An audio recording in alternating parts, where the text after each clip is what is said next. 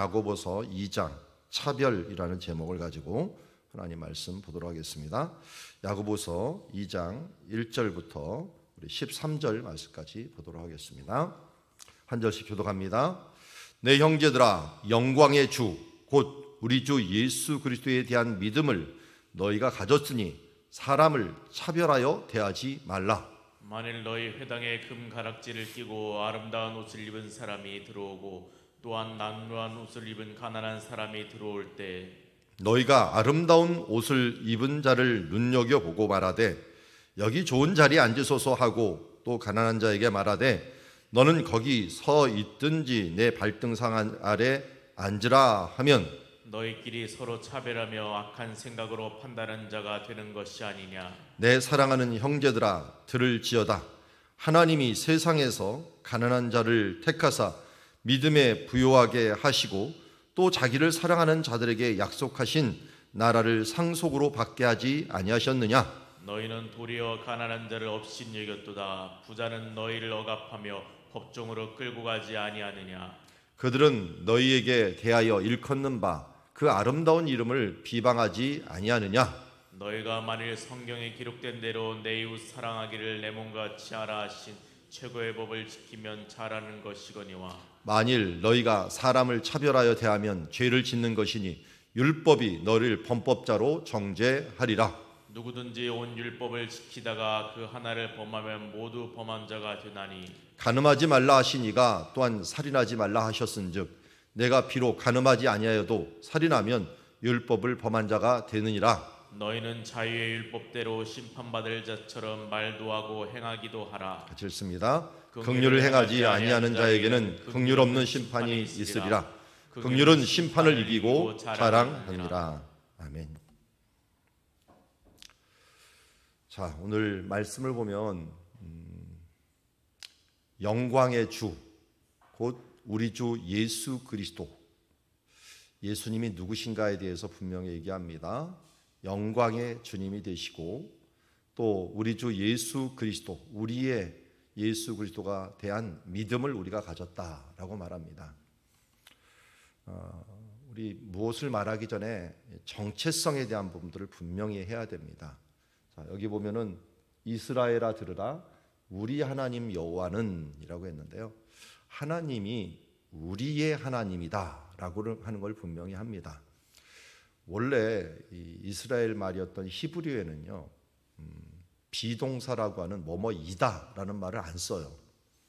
그러면 여기 지금 우리 하나님이지만 하나님, 우리의 이렇게 써버리면 이게 우리의 하나님인지 아니면 하나님은 우리의 하나님이다 라고 말하는지 몰라요.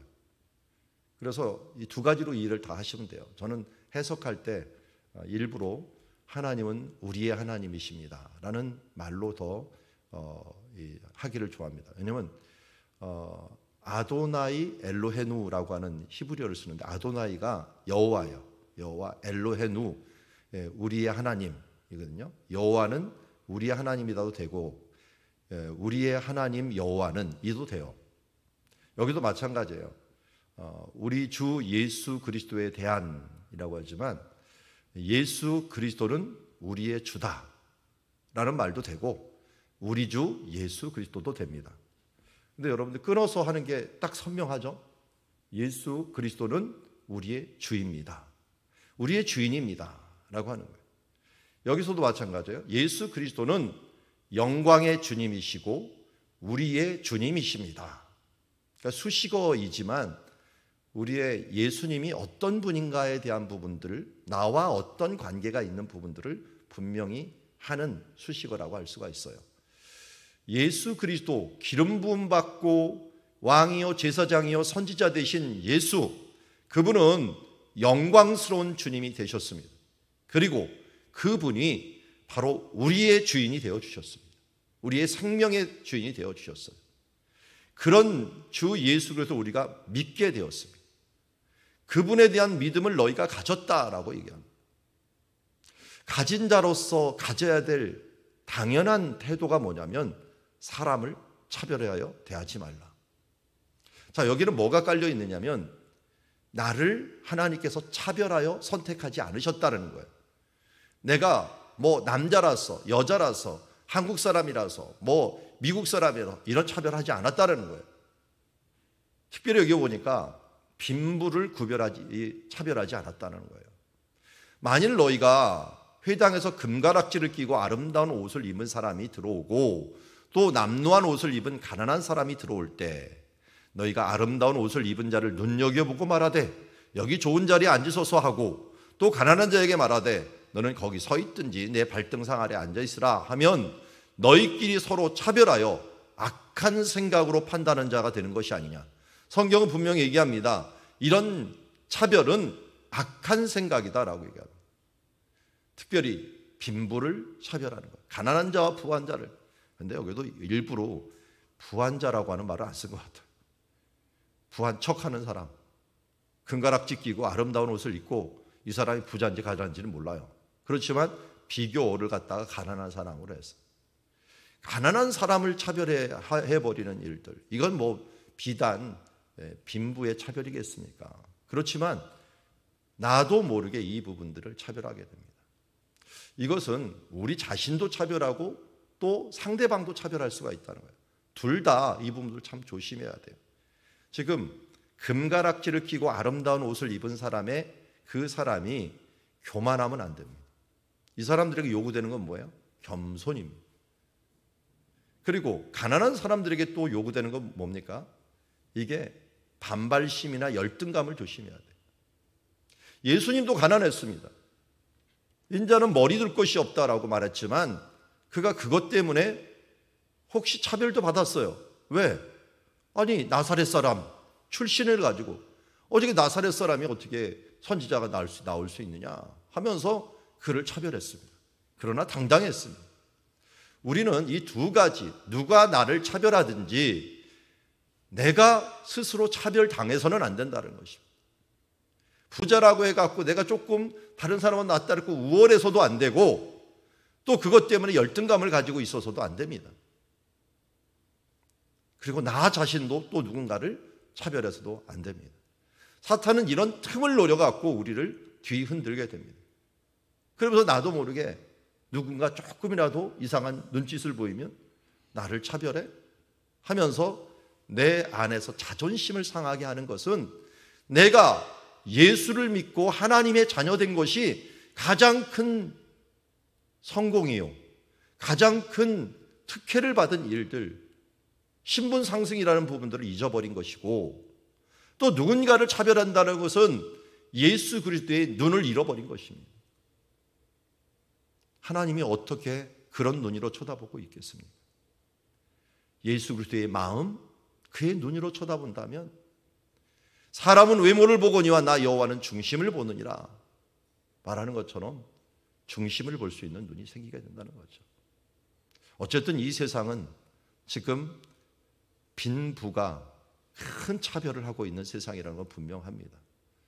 우리 공공연히 금수저, 은수저 나오기도 하고 이게 돈이 권력이 돼 있는 사회에서 살고 있다 보니 이게 2000년 전에도 그렇지만 지금도 여전히 이 위력은 어찌할 수가 없습니다. 그러나 이런 시선에 우리의 눈을 뺏기지 맙시다. 하나님의 자녀, 차라리 많은 것을 세상에 가졌어도 이제 졸지에 미끄러져서 하나님의 심판 위로 떨어지는 사람들이 있다면 그를 불쌍히 여깁시다. 우리의 눈에 재벌 회장들이 불쌍히 여긴 바 되고 우리의 눈에 정말 겉모습만 번지르하고 예수 그리스도에 대한 그 갈급함이 없어지고 나도 모르게 눈으로 차별을 하면서 그것 때문에 괴로워하는 우리 자녀들, 뭔가 가진 것 때문에 그것 때문에 내 인생의 기분이 왔다 갔다 하는 나 자신들을 돌아보면서 이 잘못된 세상의 속물근성을 가진 우리들을 이제 빨리 성령님께서 변화된 우리의 모습들, 우리의 눈들, 이 아인을 변화시켜서 예수 그리스도의 눈으로, 성령의 눈으로 바라볼 수 있는 우리가 되기를 원합니다.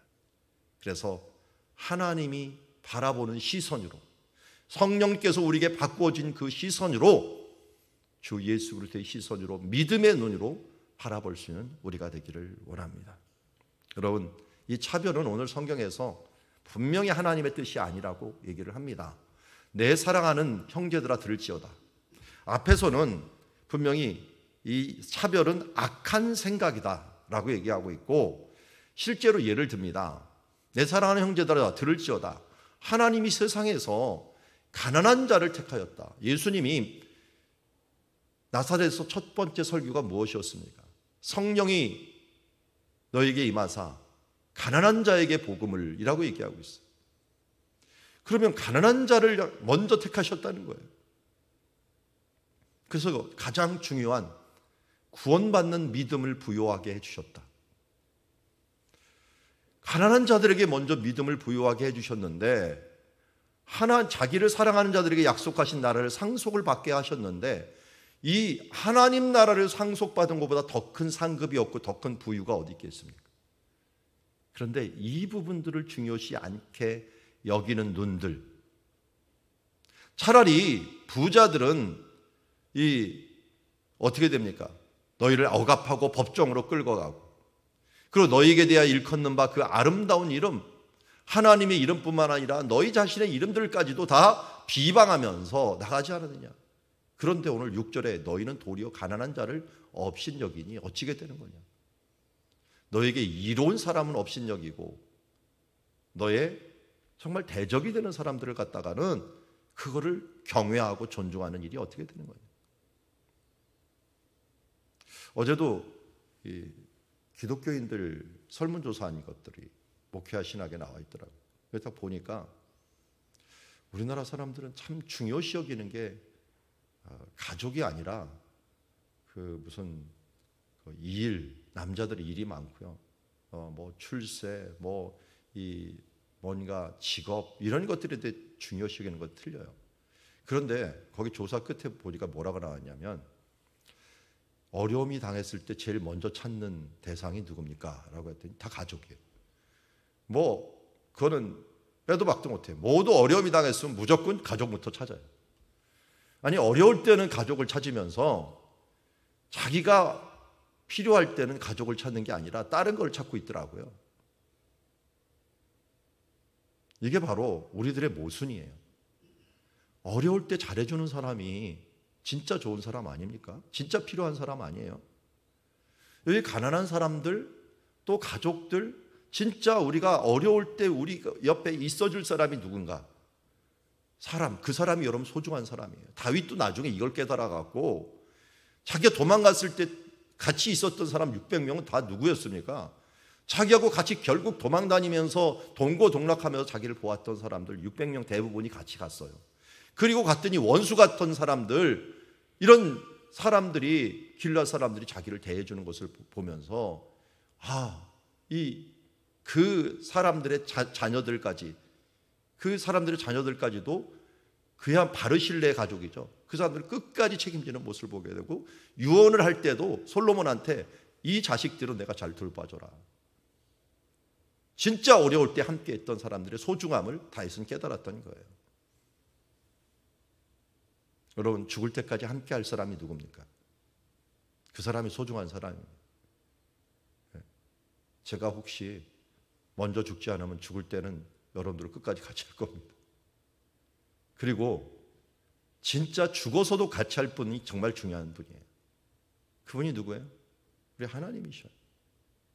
저는 죽음의 문턱까지 누군가 사람이 같이 할 수 있지만, 그러나 그 넘어서까지 우리 가족들도 못 가는 그 길을, 사망의 음침한 골짜기를 다닐지라도 해를 두려워하지 않을 것은 주께서 나와 함께 하십니다. 그래서 우리가 주님이 소중한 분 아닙니까? 세상을 두려워하지 말고, 부자를 두려워하지 말고 하나님을 두려워할 수 있는 주님의 자녀들이 되기를 원합니다. 이제 결론적으로 이렇게 얘기합니다. 차별은 그냥 죄다.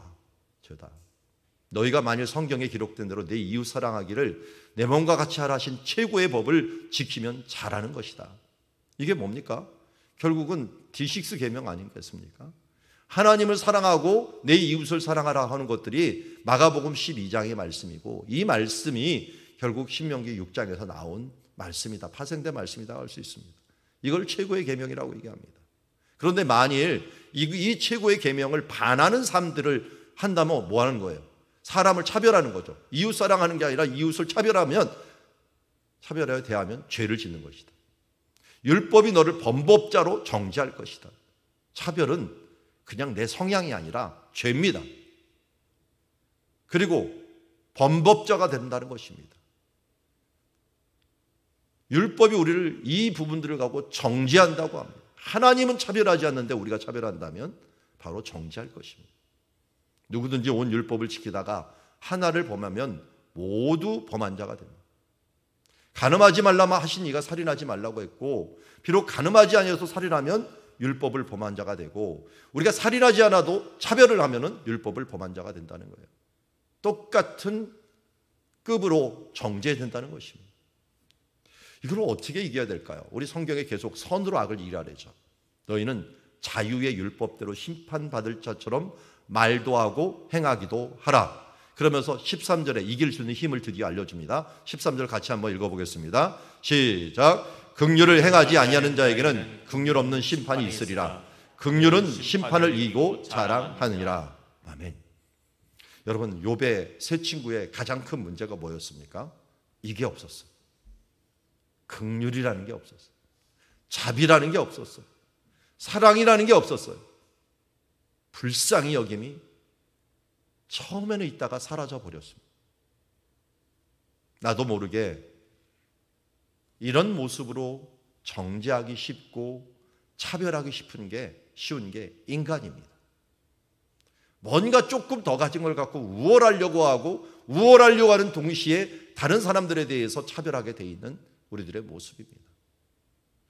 예수님이 우리를 긍휼히 여기시고 불쌍히 여기사 오병이어 기적을 통하여 자기는 40일 동안 금식할 때 떡 하나 만들어 먹지 않으셨는데 하루 정도 못 먹었다고 그들을 향하여 긍휼히 여기시고 불쌍히 여기서 오병이어 기적을 행하시며 수만 번 수십만 번의 손을 떼면서 떡을 떼주면서 각 사람에게 떡을 떼어주었던 예수 그리스도, 그분의 긍휼, 우리가 죽음으로 말미암아 우리 죄로 말미암아 죄와 사망의 법에서 헤어나지 못할 것을 아시고 이 땅에서 긍휼의 마음으로 오셨다가 결국 그런 모진 고통을 당하면서 끝까지 참으셨던 이유, 그 십자가에서 예수님을 달려있게 했던 이유, 그것은 세계의 못이 예수님을 십자가에 달려있게 한 것이 아니라 예수 그리스도의 사랑과 긍휼이 바로 십자가를 견디게 만들었던 것입니다.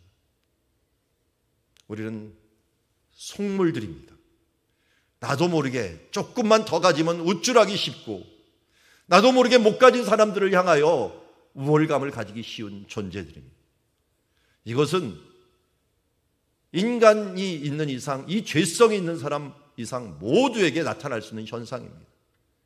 그러기에 이것을 이길 수 있는 힘은 예수 그리스도께서 가지셨던 그 마음, 우리를 향한 십자가의 긍휼, 이것을 품지 않으면 누구든지 나도 모르게 습관적으로 튀쳐나오는 것이 교만이요 차별입니다. 여러분, 긍휼로 이깁시다. 긍휼을 행하지 않는 자들은 긍휼에 없는 심판이 있지만 긍휼은 심판을 이기고 자랑하느니라. 어제도 가정예배 드리면서 제 마음속에 우리 교회를 위한 기도를 우리 가족들한테 부탁을 한 게 있어요. 우리 교회가 정말 각자들마다 다양하고 은사들이 많이 있어요. 그런데 차별은 아닌데요, 인정이 자칫 흐려질 때가 있어요. 이게 뭐냐면 각자가 너무 다 틀리게 하나님이 창조했는데 이 건반처럼 정말 달라요. 소리도 틀리고 모양도 틀리고 사랑하는 방식도 틀린데 틀린 것 때문에 혹시 조화를 이루지 못할 때가 있지 않은가 하는 생각이 들어요. 서로 다름을 아름다운 화음으로 만들어내기 위해서는 우리의 몸을 성령님께 맡겨야 돼요. 우리의 삶을 하나님께 맡기고 자기에게 주어진 일들을 감사하면서 서로의 소리에 존중하고 서로의 다양성에 존중하면서 하나님께 맡겨 나갈 때 아름다운 화음으로 하나님께 영광의 찬송을 드리는 우리의 공동체가 될 수 있는데, 제잘난 맛에 자기 소리만 내기 시작해버리면 고린도 교회와 같이 시끌벅적하면서 뭔가 문제가 많은 교회처럼 보이게 된다는 것입니다. 여러분, 성령님께 우리의 삶을 맡기고 주변에 있는 사람들 우리가 바라볼 때 긍휼의 눈으로, 예수 그리스도 주신 눈으로 서로 바라보면서 서로를 응원하고 그들을 존중해주고 그들의 소리가 아름답게 날 때 박수를 쳐주고, 나는 쉴 때 쓰고 내가 또 소리를 내야 될 때는 하나님의 최선을 다해 소리를 내서 아름다운 주님 앞에 하모니를 이루고 하나님의 아름다운 찬양과 경배를 드려지는 교회 공동체요, 가정 공동체가 되기를 주의 이름으로 축원합니다. 오늘 말씀을 정리합니다. 차별하지 말라. 가난한 자 차별하지 맙시다. 다른 사람 차별하지 맙시다. 차별은 하나님의 뜻도 아니고 차별은 죄라는 것을 분명히 하고, 그러나 이 잘못된 속성이 우리 가운데 흘러나올 때마다 십자가를 바라보고 십자가에서 나를 긍휼히 여기셔서 끝까지 참으셨던 예수 그리스도의 보혈, 그 은혜 우리가 꼭 기억하고 그 긍휼로 내가 구원받았듯이 나도 서로에게 긍휼을 바라볼 수 있는 그런 눈과 그런 삶을 살아갈 수 있는 주의 백성들이 되기를 주의 이름으로 축원합니다. 기도하겠습니다. 하나님 아버지, 하나님은 우리를 차별하지 않았습니다. 우리가 죄인 되었을 때, 우리가 하나님과 원수 같은 삶을 살았을 때에도 우리를 끝까지 참아주시고 긍휼로 우리를 이끌어 주셨습니다. 주님의 마음을 자꾸 잊어버립니다. 주님 십자가에 죽으신 예수 그리스도의 마음을 다시 품기를 원합니다. 우리도 긍휼의 눈으로, 자비의 눈으로, 사랑의 눈으로 하나님의 나라를 바라보며 살아갈 수 있는 주의 자녀들 될 수 있도록 오늘도 인도하여 주시옵소서. 예수 그리스도 이름으로 기도드리옵나이다.